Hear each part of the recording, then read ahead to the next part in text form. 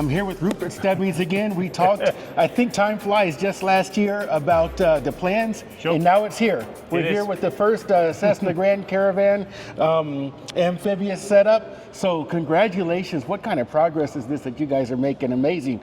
What's it like to be at the cusp of despegada, as we say in Spanish? I think it's, I don't know if I was more nervous when we had nothing or now. No, it's a reality. We just had the plane done out with the logos and everything. So now it's here, it's right here, right? And you're here to visit again.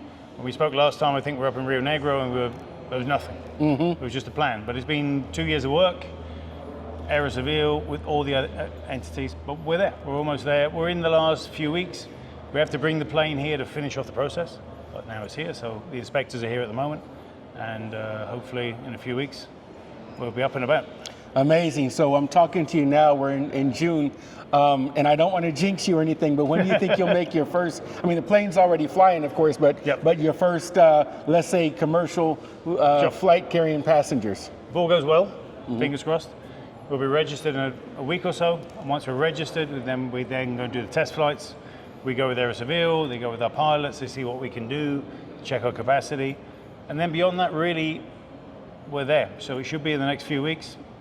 By July, we should have some people flying around Colombia with us. Cool, cool. So now the plane is set up in a 9-passenger configuration, which in the Grand, is that correct? No, it's an 8-passenger. 8-passenger. It's 10 okay. seats. Okay. 8 passengers, pilot, co-pilot. Okay. Which isn't a strict regulation in Colombia, the pilot, co-pilot.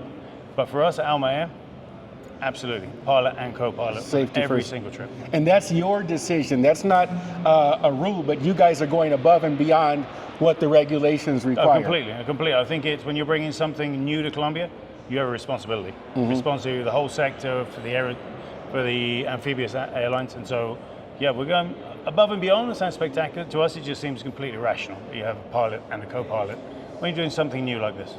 And in the turboprop configuration, of course, that adds another layer of reliability Of course. Over a piston engine. Not that piston engines are not reliable, but I don't want to scare anybody, but this is really the most reliable configuration.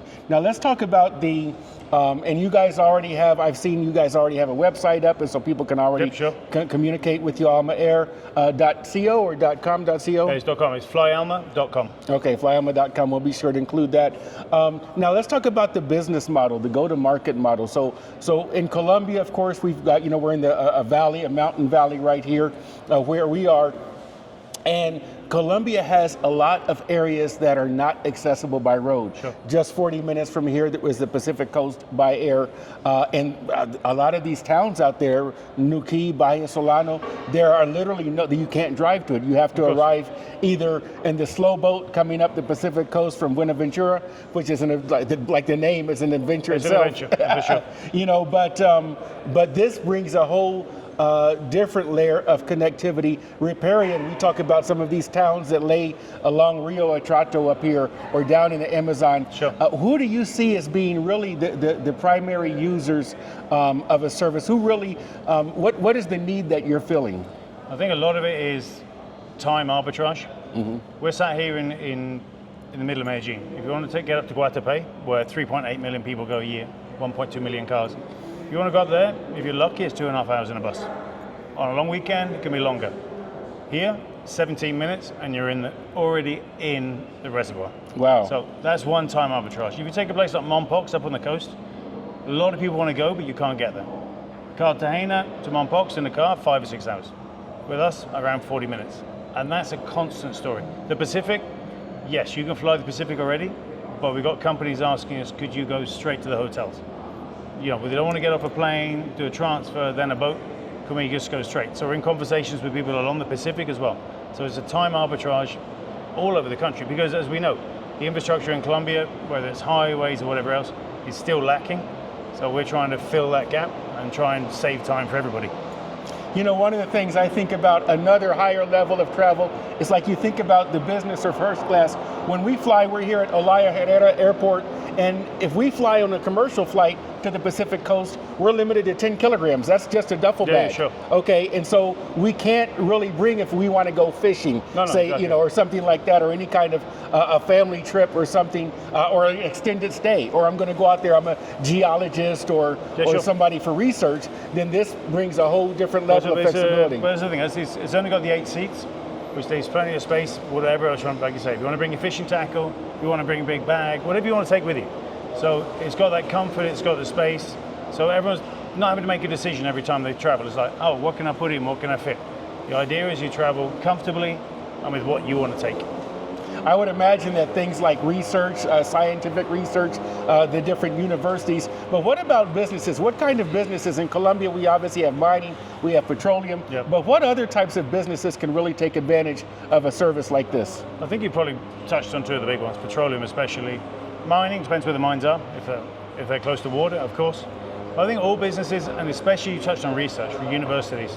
We've spoken to a couple of universities who, ironically, people always talk about the environment, these planes. But if you go around the world, universities and research places, they use these planes to go and collect their samples because they're non-invasive. So business, education, universities, research, I think we're open to everyone who wants to call us and see what we can do together. Now, these are specifically, they're float planes, but they're amphibious planes. Sure. So that means that people can use them not only to land on water, Sure. but this plane, I mean, we're not on water right now. And so Exactly. to emphasize that there's a flexibility, it doesn't even matter if they need to get, if it's water, great, but you can still transport people. We can go land to land. I mean, there's a lot of talk about on the coast. If you want to go from Santa Marta to Cartagena, at the moment you're condemned to 5 hours on a bus. There's no alternative.